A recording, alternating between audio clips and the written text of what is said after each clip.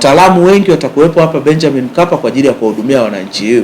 Kwa hiyo kupunguza adha kwa wagonjwa, lakini pia na familia, kwa sababu kama tunavyofahamu saratani ni ugonjwa ambao una madhara hadi kwenye hali ya kiuchumi za familia hizi.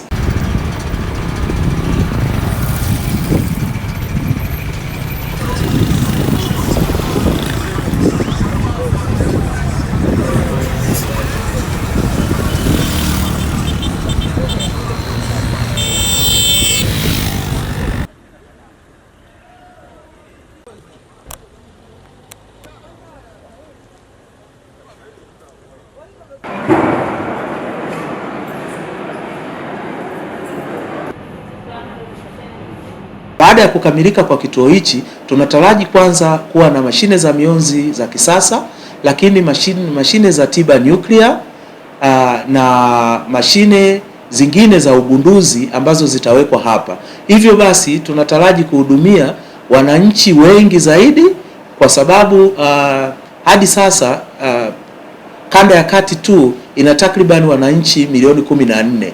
Hivyo kutakuwa na kupunguza gharama za kutafuta matibabu, lakini pia umbali wa wagonjwa kwenda kutafuta matibabu utapungua.